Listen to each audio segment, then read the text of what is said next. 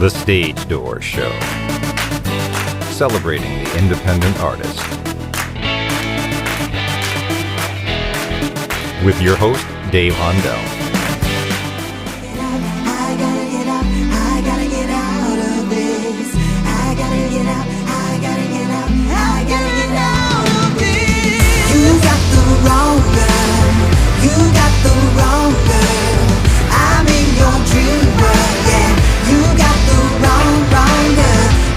Hi everyone, welcome to the Stage Door Show tonight. This is Dave Hondell. Tonight I have a wonderful alternative pop vocalist and performer who has a new single out entitled Wrong Girl that came out on August 9th. I heard the song, it's amazing. We're happy to have her with us tonight, so please welcome Angela Chambers to the show. Welcome, Angela. Hey Dave, how are you? Thanks for having me here. Great to have you with us. And one thing I wanted to ask you about is, I understand you split your time between U.S. and Berlin, Germany. Are you from Germany originally? No, actually, I'm from North Carolina. So I'm from Eastern North Carolina. Yeah, from the Outer Banks area. And I jumped around. So I went to film school in Wilmington, North Carolina, at UNC Wilmington, and then I went to acting school at Stella Adler School in New York.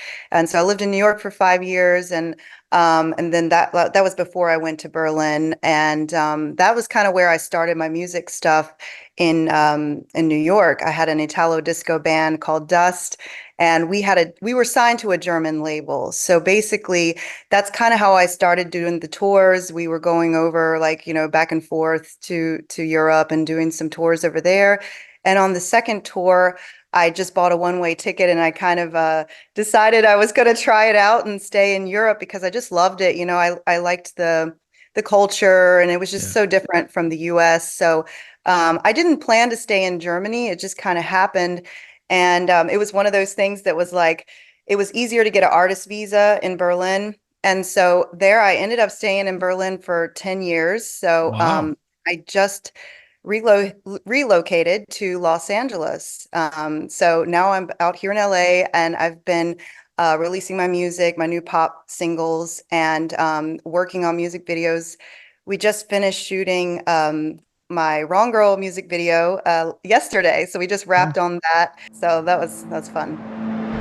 This dirty city, this Bayside apartment, this pretty boy toy playing guitar in the park. Yeah, you're my Mustang that took us out west. Your endless maneuvers to get me undressed. I gotta get out, I gotta get out, I gotta get out of this.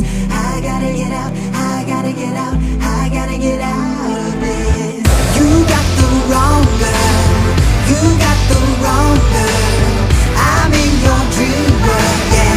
You got the wrong girl, you got the wrong girl, you got the wrong girl. I'm in your dream world, yeah. You got the wrong girl.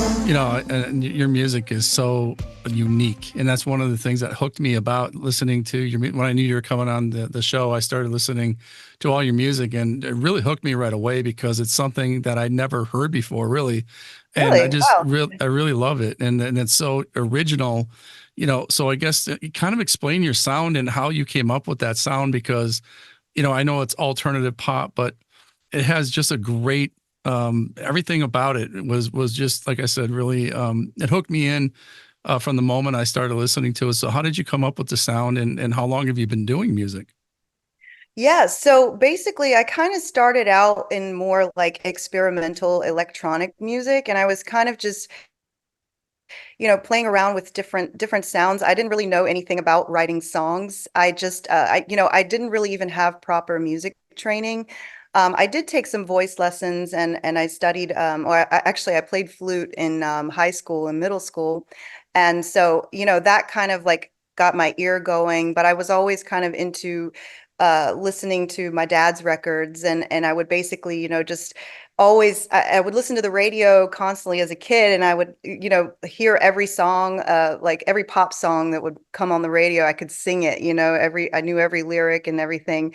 So I kind of just started, but in a more experimental way that kind of eventually went to indie rock. So I had like an indie rock band. I went into more, yeah, I would say rock realms. And then now finally with my new solo stuff, I've gone pop because I just feel like it fits my voice, it fits my personality, you know. So I just kind of wanted to start writing these pop songs because I really I feel like I hear you know, lyrics and melodies just pop in my head and I'm like, oh, I got to write that down. Or in the middle of the night, like I'll be sleeping or laying in bed. I'm like, oh, I got to write that down, you know, because I don't want to lose the Right. idea. So that was, yeah, like I just kind of I've been doing it for like I think around 10 years I've been writing music, but like I would say my songwriting has gotten much better. And so I didn't used to know how to even construct a proper pop song until, yeah, like the last like 3 years, I would say, you know? So yeah. Yeah. Well, I was gonna bring back the Germany thing a little bit because you know the music that I've heard, you know, really kind of almost makes me think of Europe actually, because the European, you know, listeners, I think they're really students of music, and you know, a lot of people that I know that tour out there, they say the same thing when they tour in Europe. They say, especially Germany, England, and you know, places like that. I mean, they're just fanatics about not just the Yeah, music, but also they study the music and they study the people that are singing the music, and they know really almost every chord, every you know, every melody, everything. And it's almost like they kind of they're more critical, I guess, but they for also sure. appreciate the music a lot. So talk about the, you know, European sensibilities Influence. on music. Yeah, I mean, you know, that's the thing.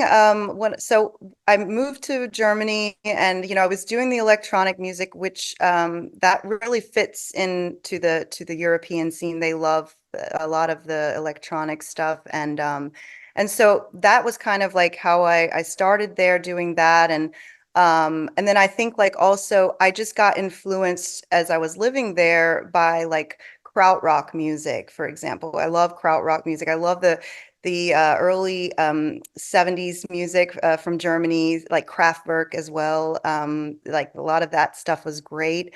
And then I think also like I like a lot of the post-punk stuff that was coming out of, you know, out of Germany, also out of England. And so I think it's like somehow meshed together this mixture of like pop influences and post-punk influences and you know, krautrock and everything kind of coming together, which I think that's kind of what's inspired me a lot with my sound and kind of creating this unique blend of things. And yeah.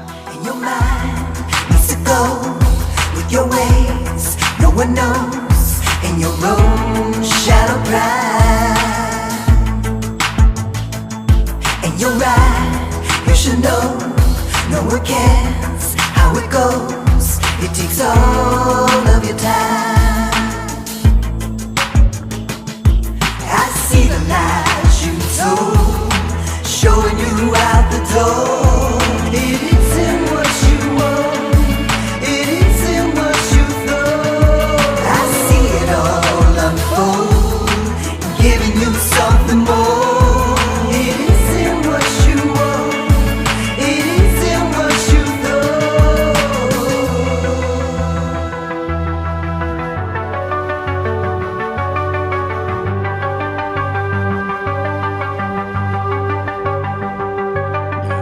And also, you mentioned you went to film school in Wilmington, North Carolina, and that's where you're from.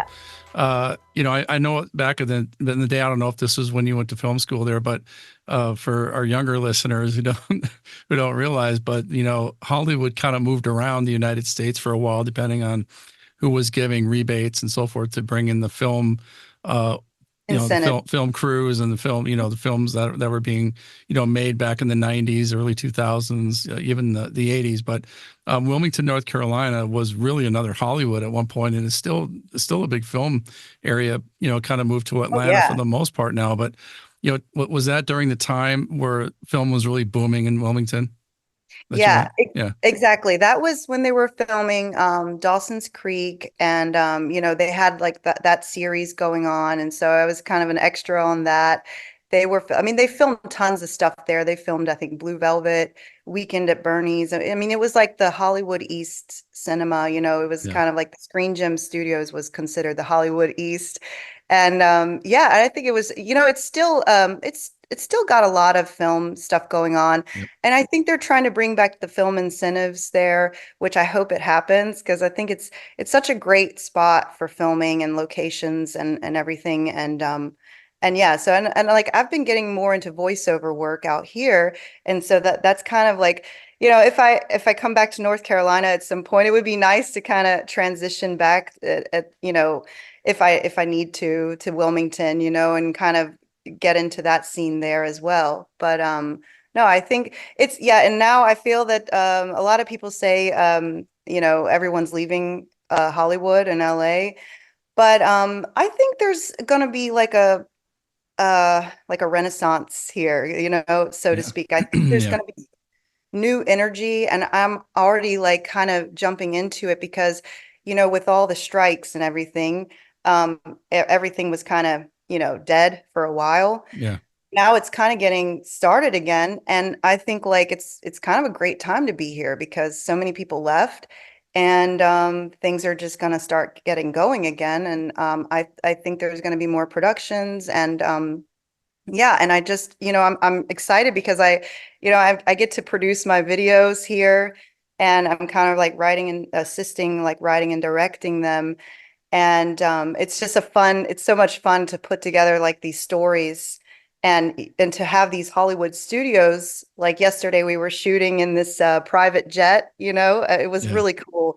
It was like a private jet simulator, and then we had a rain room, and it just looks so cool. And that's hard to find those studios like that just anywhere, and they still exist here in LA, and you can find like really cool spots. So I think there's going to be some interesting things happen, I think, here as well, like in the next years, so to speak. Yeah, I think the COVID really changed things a lot. People really moved out of certain bigger markets and I think went closer to where they're originally from, to be closer to family. And I think people just kind of took a step back and said, there's more to life than whatever the 9-to-5 jobs that they had or whatever it might be. And I think people just kind of stayed where they were and, worked from home or found remote work. And I think it kind of opened it up, like you said, for some artists that, are in LA or New York or Miami or wherever. And so I think you're right. I think it does open up a little bit because I think, LA is obviously a saturated market, or was. And I think a lot of things moved to Nashville. So, it's one of the things I always ask people, it's like, everybody that wants to be a country artist, they want to move to Nashville.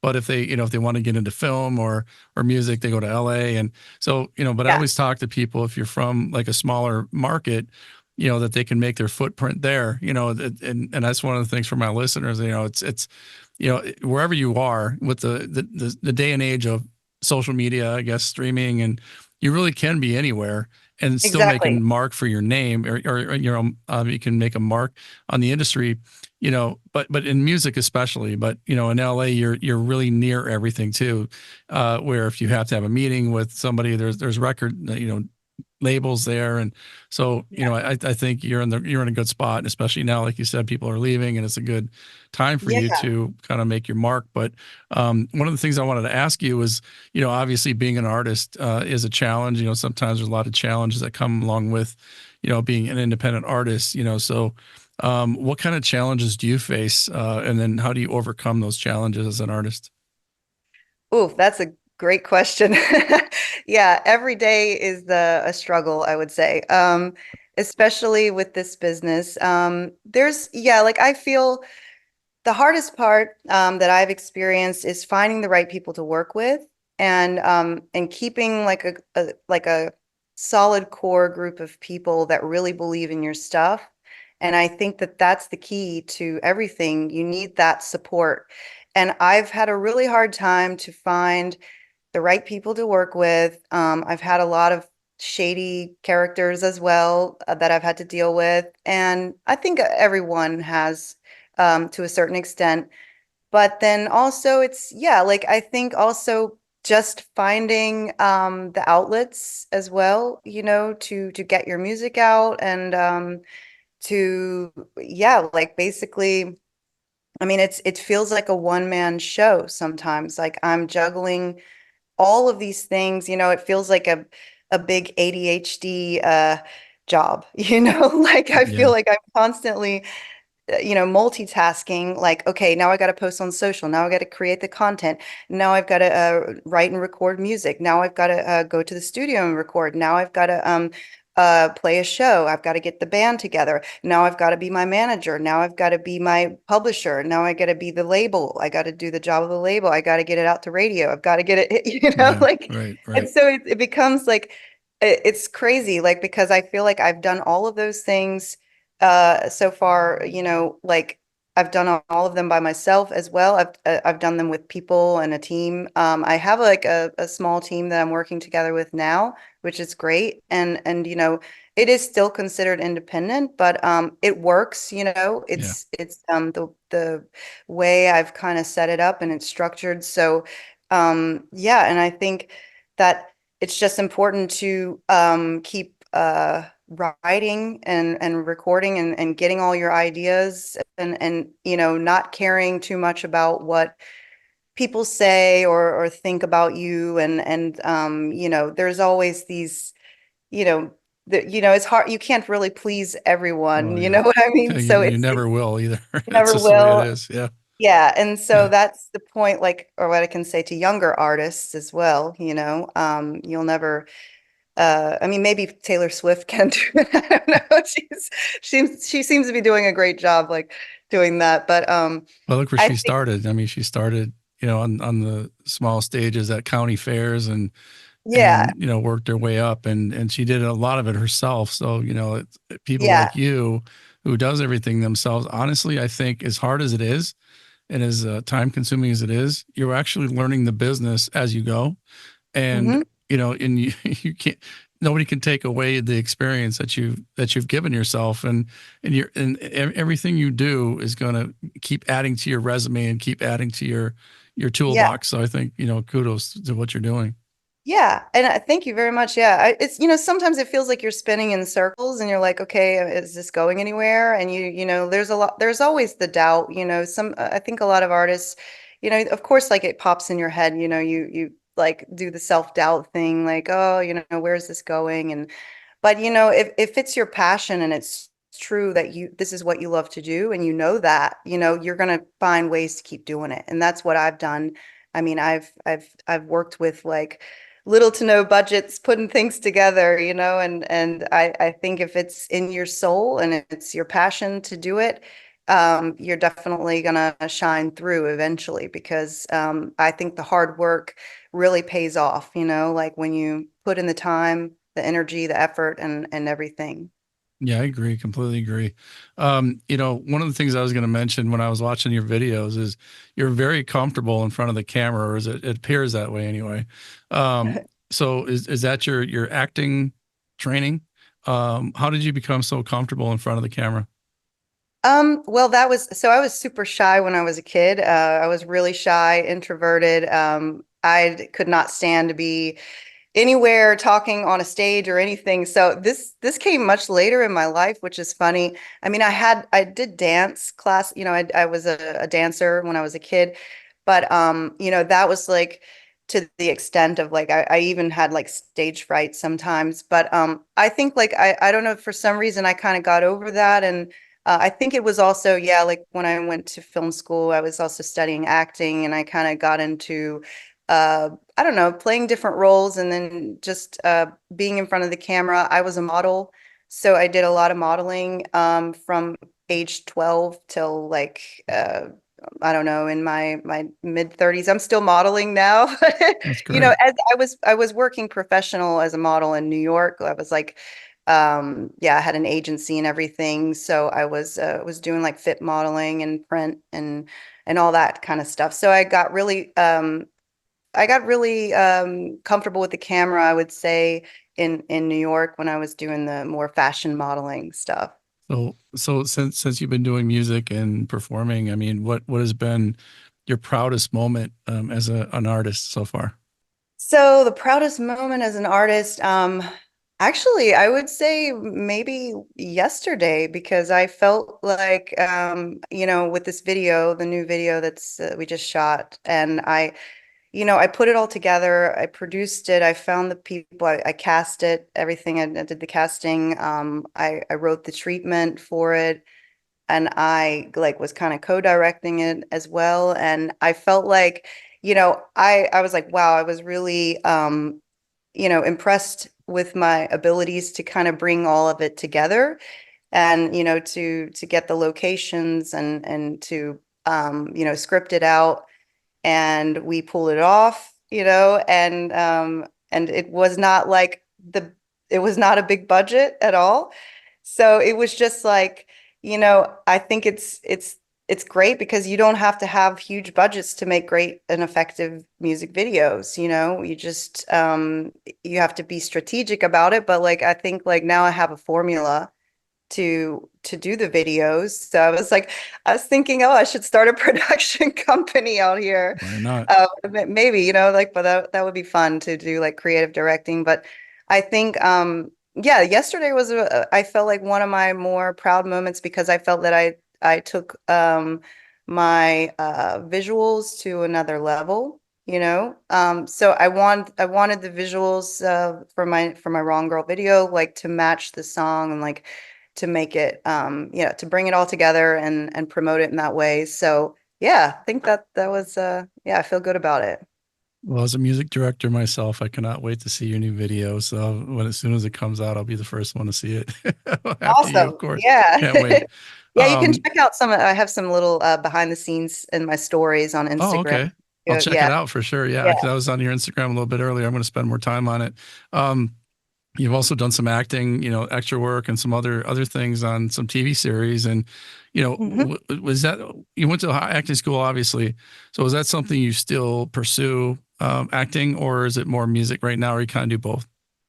So I mean, basically I've kind of been, I'm mostly focused on the music right now, but if I have a role that pops up and someone says, hey, you want to be in my film or something, and I say, yeah, okay, why not? And actually, that's how I ended up in LA, because I was cast in this German director's film that we shot here in LA, Timo Jakob's film, and that film's coming out in 2025. It's called Imposters and Ponies, and yeah, that'll be screening. I think some film premieres and stuff like that. So I got like a supporting role, and had few lines to deliver, and that was fun. So I think like I enjoy doing that, and if someone offers me a role, I'm like, yeah, okay, I think I can do that. And I'm not like constantly going after auditions and stuff right now. I mean, maybe that could happen in the future, but for right now, I'm kind of more in the music realm to get all this stuff I have out. And but I've also been kind of in parallel doing the voiceover work for some more voice acting, and I've been doing more animation stuff and commercial voiceovers and narration and whatnot. We have a good voice. How do you, I mean, do you have an agent that gets you work, or do you find it yourself? So right now, I just finished putting together my demo reel for my voiceover stuff. And then I actually have a client that does animations. It's called Rocket Flicks, and I worked with them sometimes doing their little animation films. And I'm trying to find an agency now out here, so I'm working on that. But I haven't like, I need to like sit down and send out emails and stuff like that. So yeah, and finding the time to do that. Right? Yeah, but I've mostly found all my clients like independently through LinkedIn or wherever, like sometimes Craigslist. I find little random jobs or gigs, and then I'll apply there. So yeah, that's kind of how I've gotten the last ones. But I think an agency would really help to kind of push it, to a next level with that. Yeah, I think for our listeners too, it's like, one of the things that we push is that you don't need an agent or you don't need a manager, but the same time, like you were saying earlier, you have a team of people, but it's an effective team. And that's the other thing that we try to push on our show is don't just, take anybody that's looking to help you.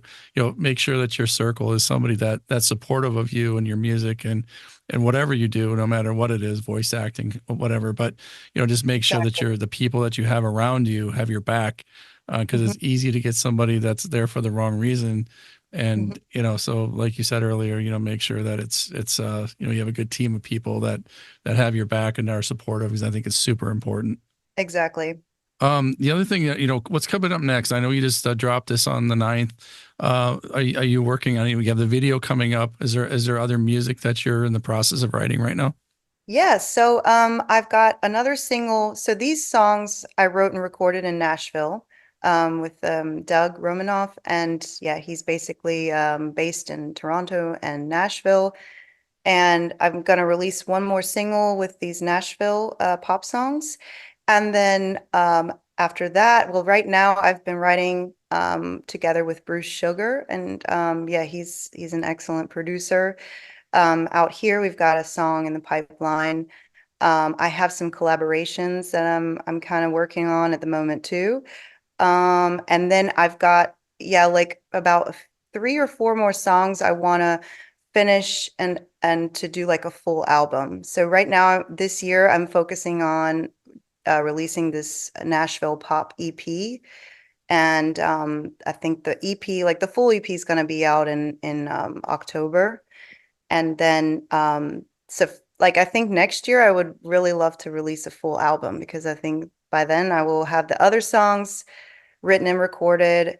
And in the meantime, I will be doing some live shows in between. And yeah.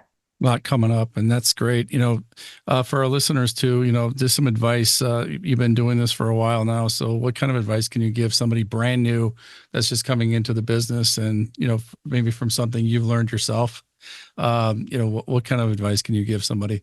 I would say do it because you love it, and make music not for anyone else in particular. And yeah, do it from the heart and soul. Because that's what's going to be most rewarding.